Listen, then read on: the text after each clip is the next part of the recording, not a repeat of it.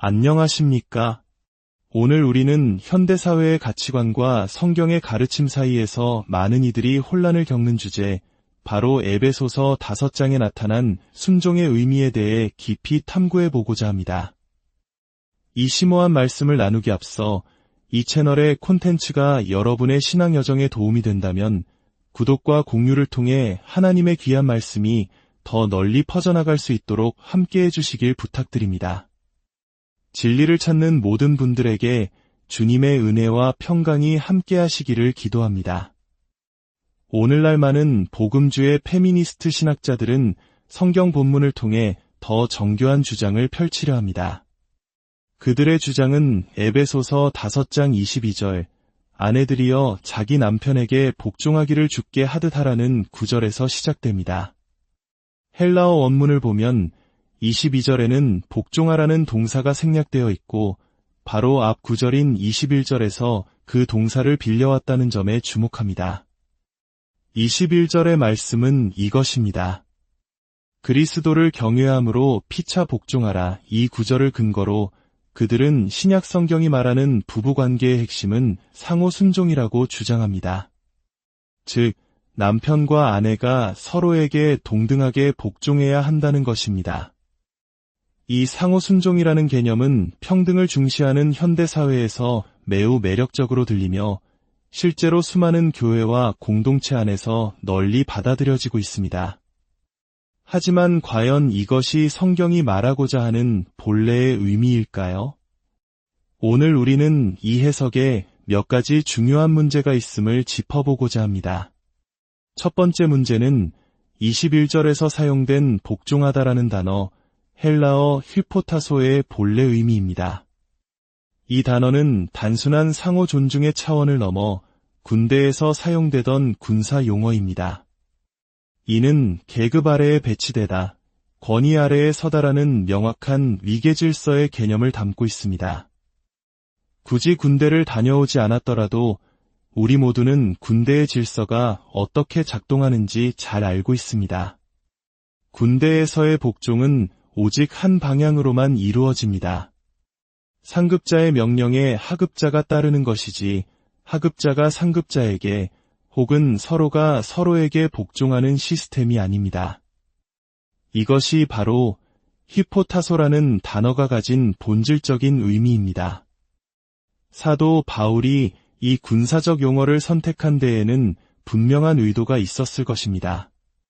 두 번째, 그리고 더욱 중요한 문제는 문맥의 흐름입니다. 많은 이들이 21절을 22절이 시작되는 단락의 주제 문장으로 오해합니다. 하지만 원문의 구조를 자세히 살펴보면 21절은 앞선 단락의 결론 부분에 해당하며 22절부터는 완전히 새로운 단락이 시작됩니다. 세상의 어떤 언어도 문장의 끝에서부터 거꾸로 일거 의미를 해석하지 않습니다. 우리는 항상 문단의 시작점에서부터 글의 흐름을 따라가야 합니다. 따라서 21절의 진정한 의미를 이해하기 위해서는 뒤가 아닌 앞으로, 즉 15절까지 거슬러 올라가 전체적인 문맥을 살펴보아야 합니다. 에베소서 5장 15절부터의 말씀은 마치 망원경처럼 하나의 큰 그림에서 시작해 점점 더 구체적인 부분으로 초점을 맞춰 나아가는 놀라운 구조를 가지고 있습니다. 이 구조를 이해하는 것이야말로 피차 복종의 참된 의미를 여는 열쇠입니다. 사도 바울은 15절부터 세 가지의 큰 대조를 제시합니다. 첫 번째 대조는 15절에 나옵니다. 어리석은 자같이 하지 말고 오직 지혜 있는 자같이 하여 세월을 아끼라, 즉 지혜와 어리석음의 대조입니다. 두 번째 대조는 17절입니다.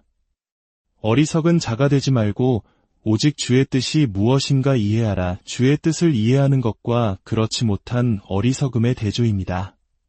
그리고 세 번째 대조가 18절에 나옵니다. 술 취하지 말라. 이는 방탕한 것이니 오직 성령으로 충만함을 받으라. 술에 취하는 삶과 성령으로 충만한 삶의 대조입니다.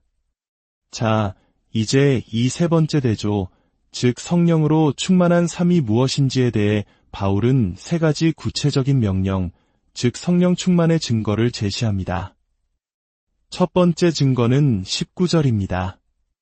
시와 찬송과 신령한 노래들로 서로 화답하며 너희의 마음으로 주께 노래하며 찬송하며 이것은 성령 충만한 자의 예배하는 삶입니다. 두 번째 증거는 20절입니다. 범사의 우리 주 예수 그리스도의 이름으로 항상 아버지 하나님께 감사하며 이것은 성령 충만한 자의 감사하는 삶입니다. 그리고 마침내 세 번째 증거가 바로 21절입니다. 그리스도를 경외함으로 피차 복종하라. 이제 그림이 명확해집니다. 피차 복종은 부부관계에만 국한된 특별한 명령이 아니라 성령 충만한 모든 성도에게 나타나는 삶의 보편적인 증거 중 하나인 것입니다. 그리스도인은 하나님께서 세우신 삶의 모든 권위와 질서에 기꺼이 순종하는 사람이라는 뜻입니다. 그리고 바울은 이 순종이라는 성령 충만의 증거가 실제로 우리의 삶 속에서 어떻게 적용되는지 세 가지 구체적인 상황을 예로 들어 설명합니다. 이것이 바로 22절부터 시작되는 새로운 단락의 내용입니다. 첫 번째 상황은 아내와 남편의 관계입니다. 22절, 아내들이여 자기 남편에게 복종하기를 주께 하듯 하라. 두 번째 상황은 자녀와 부모의 관계입니다. 6장 1절, 자녀들아 주 안에서 너희 부모에게 순종하라. 이것이 옳으니라. 세 번째 상황은 종과 상전의 관계입니다.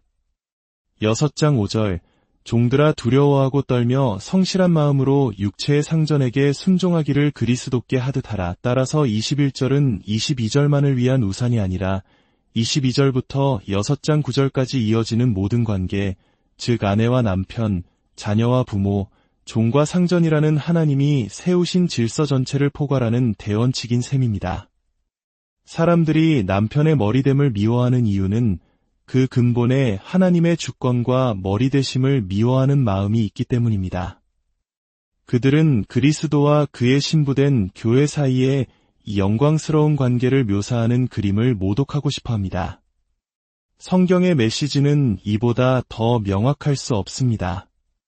아내들이여 자기 남편에게 복종하라. 여기서 성경은 모든 여자는 모든 남자에게 복종하라고 말하지 않는다는 점을 분명히 해야 합니다. 이것은 결혼이라는 거룩한 언약관계 안에서의 질서에 관한 말씀입니다. 제 아내는 남편인 저에게 순종하도록 부름받았습니다. 이것은 가치의 문제가 아니라 질서의 문제입니다. 머리가 둘 달린 존재는 괴물일 뿐입니다. 머리가 둘인 조직은 반드시 혼란에 빠지게 되어 있습니다. 질서를 위해서는 하나의 권위가 필요합니다.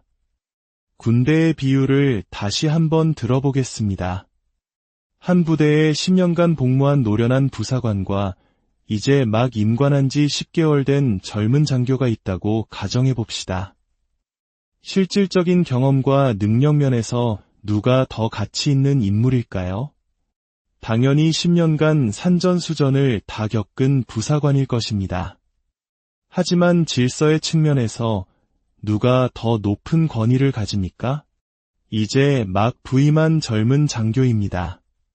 질서를 유지하기 위해 그 젊은 장교가 명령을 내릴 때 훨씬 더 가치 있고 경험 많은 부사관은 어떻게 행동해야 합니까? 그는 경례하고 그 명령을 수행해야 합니다. 만약 그가 그렇게 하지 않는다면 군대 시스템 전체가 무너져 내릴 것입니다. 이는 가치의 문제가 아니라 질서의 문제이기 때문입니다. 여성은 결코 남성보다 가치가 덜한 존재가 아닙니다. 하나님께서 하와를 창조하셨을 때 아담은 이렇게 외쳤습니다. 이는 내 뼈 중에 뼈여 살 중에 살이라. 이것은 여성의 동등한 가치와 하나님 앞에서의 동등한 지위를 선포하는 장엄한 고백입니다. 성경적 기독교의 영향을 받은 문화권이야말로 이 세상에서 여성이 가장 자유롭고 안전하며 가장 보호받고 소중히 여겨지는 곳이라는 사실은 참으로 역설적입니다. 우리가 오늘 나눈 말씀의 핵심은 이것입니다. 결혼관계 안에서의 순종은 억압이나 차별이 아닙니다. 그것은 가치에 대한 이야기가 아니라 하나님께서 친히 설계하신 아름다운 질서에 대한 이야기입니다. 그리스도께서 교회를 사랑하시고 자신을 내어주심같이 남편은 아내를 사랑하고 교회는 그리스도께 순종하듯 아내는 남편에게 순종함으로써 우리는 이 땅에서 그리스도와 교회의 신비로운 연합을 증거하는 거룩한 사명을 감당하게 되는 것입니다. 하나님께서 우리 각 가정에 허락하신 이 아름다운 질서의 비밀을 깨닫고 그 안에서 참된 평안과 조화를 누리시는 저와 여러분 모두가 되기를 소망합니다. 우리 주 예수 그리스도의 은혜가 여러분 모두와 함께하기를 간절히 기도합니다.